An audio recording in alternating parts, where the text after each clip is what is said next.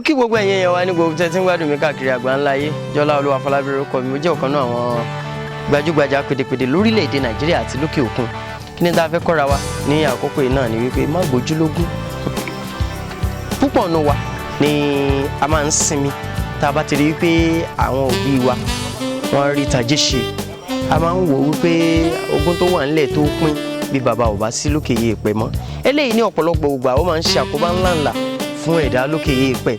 Àwọn òwe Yorùbá kan nínú ìkànnì àwọn àkósórí wa ó ní agbójúlógún ó fira rẹ̀ bó ṣe ta ni. Ilé tá a rí yinrin lónìí yóò di ẹ̀bìtì àlàpà lọ́la. Aṣọ tó tuntun lónìí yóò dà kísà lọ́la. Ọkọ̀ tuntun tó ń dán yinrin lónìí yóò di nǹkan tí ewúrẹ́ tí wọ́n máa fi ṣe bùgbé lẹ́yìn wá ọ̀la. Ohun tó ń dùn tó ń dán lónìí ó di dandan yóò di ohun ìgbàgbé lẹ́yìn wá ọ̀la. Ó mọ̀ pé ẹ ti rí nǹkan kankan nù tòní o, yóò dà fún gbogbo wa. A tún máa pàdé ńjọ́ mi ọjọ́ rẹ̀.